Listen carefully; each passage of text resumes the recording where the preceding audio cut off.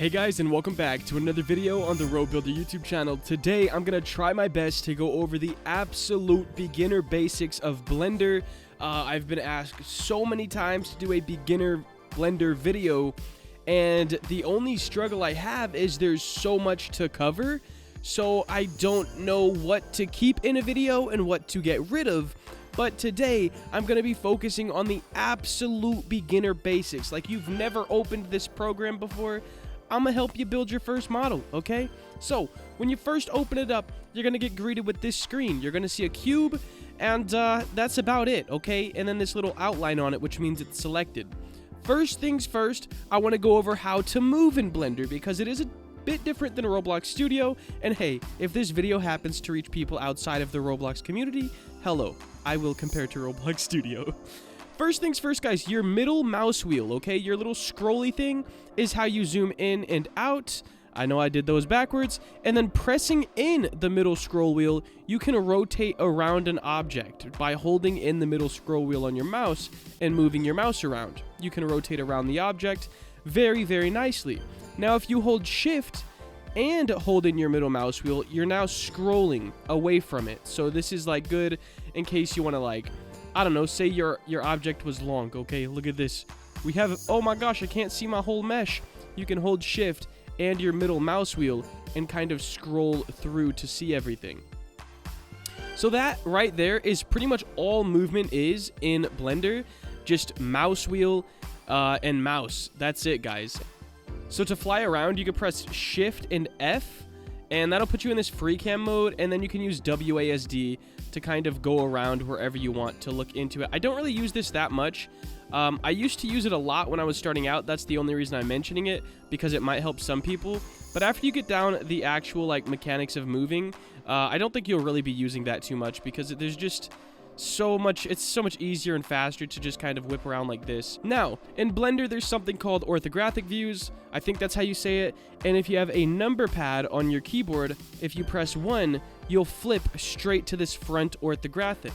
If you press 3, you'll go to the right, 7 is the top, and 9 is the bottom. So that's kind of how you use those. If you want to know, if you do not have a number pad on your keyboard, you can hold Alt and your middle mouse wheel down and kind of scroll over. So right now we're on the right. If we scroll over this way, we're on the front. If we do it again, left, back. If you go like this, top and bottom. So if you use Alt and press down your middle mouse wheel, you're going to be all good to go, and you don't need a number pad. So I think that is everything for the movement side of things in Blender. I kind of stumbled my words, but it's all good. I'm trying out here. Up next, we're going to go into the modes. The only two modes you really need to know as a beginner is edit mode and object mode. Right now we're in object mode, and we can do things like scale this if we want to. That's about it though. If you press tab on your keyboard, you're going to go into something called edit mode. Now, as you can see, all the vertices, which are these points here, are like a bit darker of an orange, which means those are highlighted.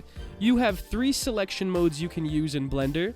There's vertice mode, which we're on right now, line select mode, which, as you can see, it selects the lines, or face select mode, which is probably the most used one by most people, unless you're doing a very, very detailed model. Now, with that being said, we're going to be in this face select mode, and there's really only a couple hotkeys that you're going to want to know, and really there's only a couple that you're going to use overall in Blender for most of your objects. The first one, and arguably the most important one in Blender, is E. If you press E, it's going to extrude your object, giving you more of that object to work with. So now, instead of having only the one face, I can, grab these and, move them how I want. So extruding is probably the most used one, and then S is the second for scale. So if you press S and then just move your mouse, you can scale.